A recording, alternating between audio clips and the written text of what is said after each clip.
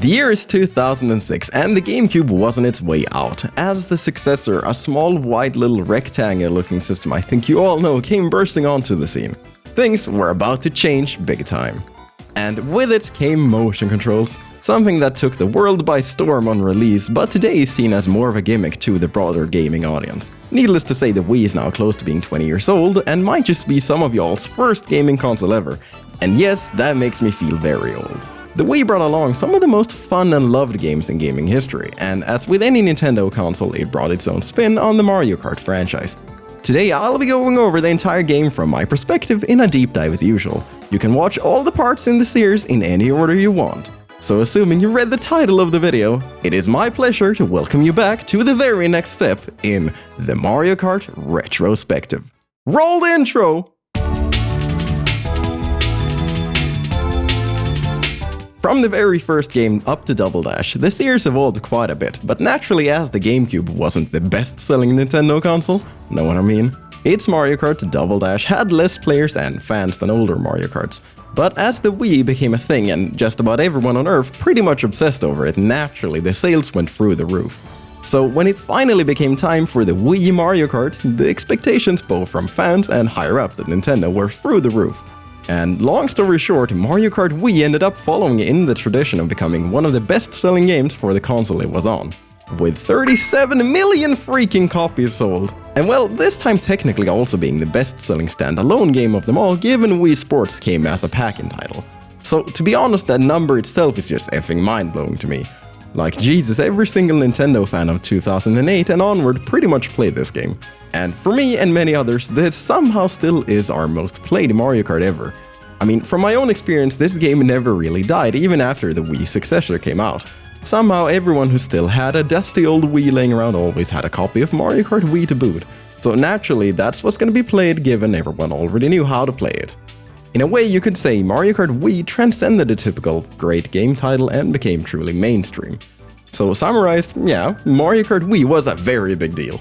Today the game lives on in people my age's hearts as we seemingly never shut up about how great this game was. That and the fact that there's a thriving modding community that not only keeps the games online playable but also frequently adds new maps, cups and in some cases characters. But today the focus won't be on mods or anything, just the plain old vanilla Mario Kart Wii, so sorry for that I guess. Although if the demand is there, I could take a look at the wildly popular CTGP. But I think that might just be enough for the prologue. Let's head in directly by talking about the new features introduced in Mario Kart Wii, starting things off with the most obvious thing, the introduction of the bikes. Now, with the bikes, there's a buttload of small differences, but the main ones are that drifting is a bit tighter generally, they also cannot perform the Super Mini Turbo, and they can do wheelies, which pretty much function like a speed boost they can perform whenever you want. And that might just sound a bit overpowered, don't you think?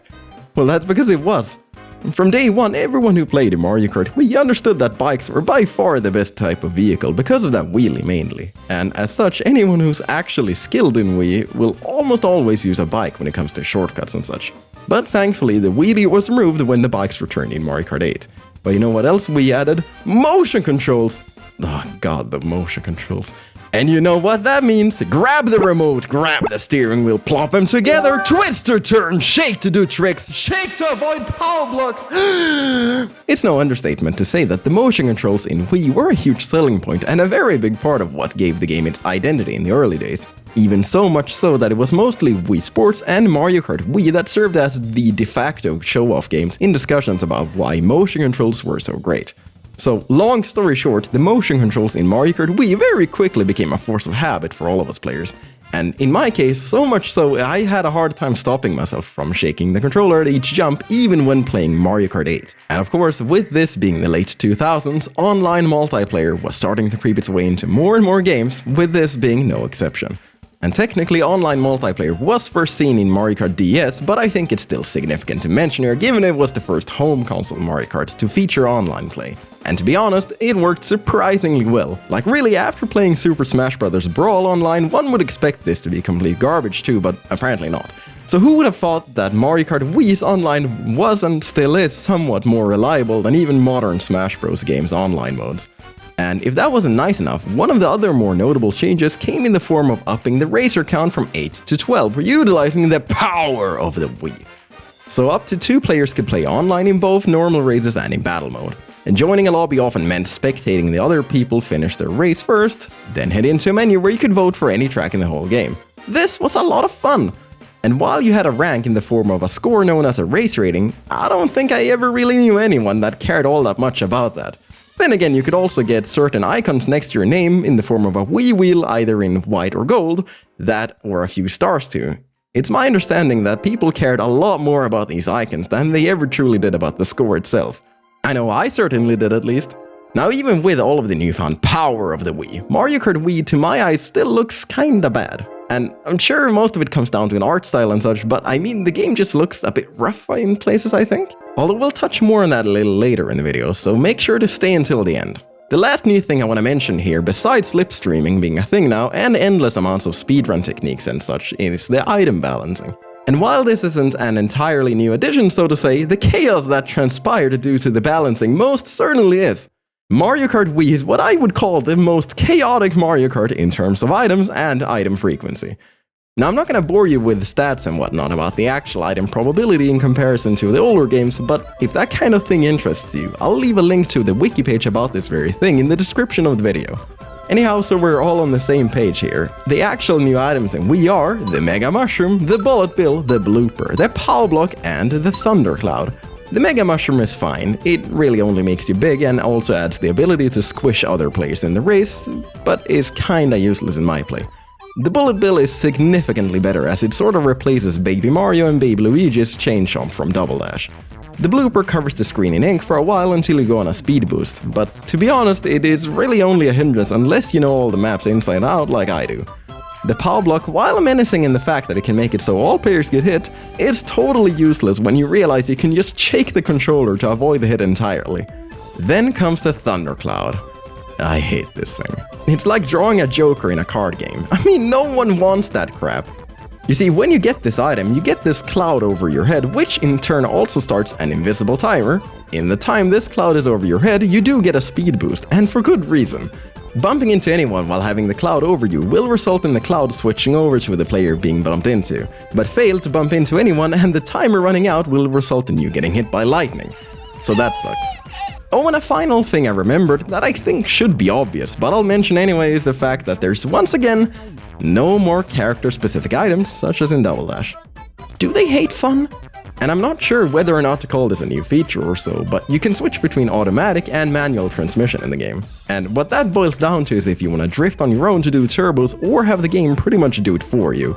So don't worry, there's no gear shifting or such here. But what is here is some tight gameplay. Whether or not you play with bikes or karts, motion or not, the controls feel a lot more natural and most notably less slippery than Double Dash. Not only does it help in general, but also for the accessibility factor for this game as well. You see, with the Wii's major audience being families and, in general, young people at the time, making sure a game like this was easy to pick up and play was necessary. And as such, that's one of the reasons why I feel like this game is playing it safe in comparison to Double Dash. So while I would have liked the whole dual driver thing to stay around, it's easy to see why it was cut. But it's not all bad. Mario Kart Wii does expand upon one amazing part in Double Dash, and that of course is, as I mentioned last time, the whole stunt race aspect of the franchise, which brings us to the tracks. And in all honesty, these are some of the very best tracks the series has ever seen, with iconic tracks such as Maple Treeway, Coconut Mall, Mushroom Gorge, and of course, the Wii Rainbow Road. In today's world, just about everyone has played these tracks to death, and some, such as Coconut Mall, somehow even became a meme of sorts with that iconic music. So I'll say it again, these are some of the absolute best Mario Kart tracks ever. Something about the twists and turns, the environment, the feeling of progression, it all just feels very complete in a sense. There's very rarely any of those moments where you drive in a straight line with nothing happening here. And what I noticed made the biggest difference to achieve that feeling is the addition of ramps and half-pipes all over the place. But all of that wouldn't mean anything if it wasn't for the introduction of the trick system. Now I'm sure you know this by now, but shake that controller as you jump off a ramp or a half-pipe and you'll do a trick to get a small boost as you land.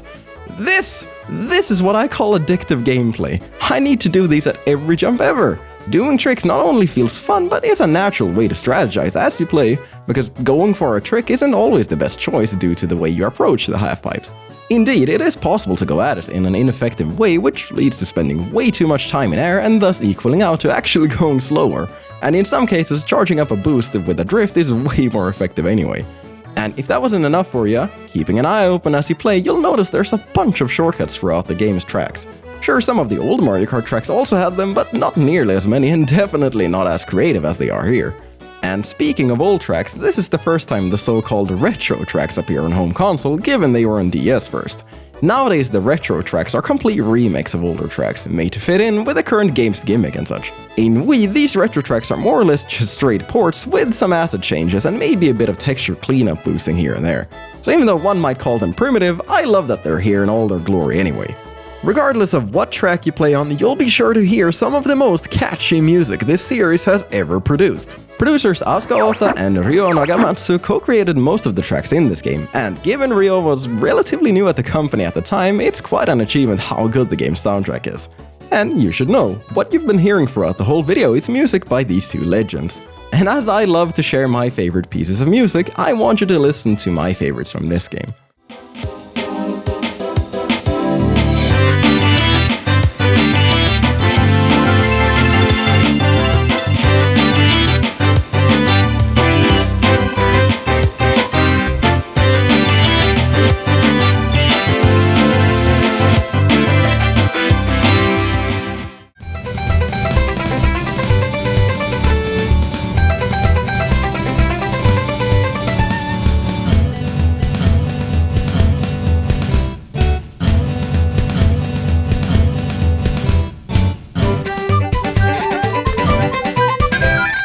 See? It's pretty good, right?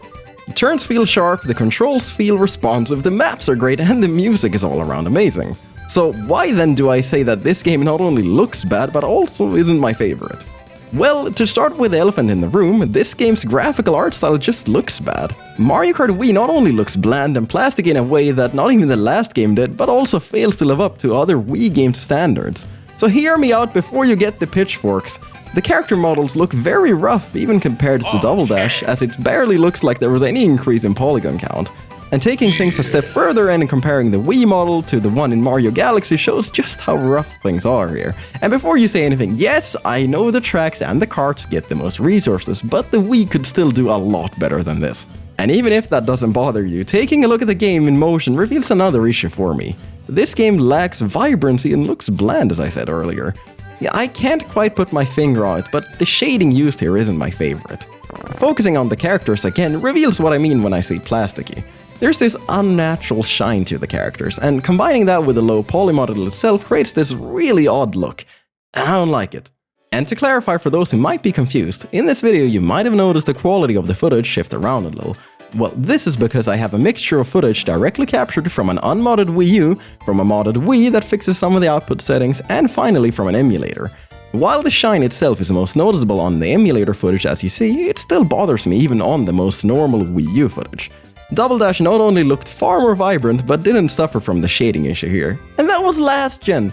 Luckily though, after Mario Kart 8 came out, all worries about graphics were thrown out the window. I'm sorry, rant over. Now, I said I don't like this game as much as other Mario Karts, and there's two main reasons for why that is. First, as I mentioned earlier, I think the game could have played it a little less safe.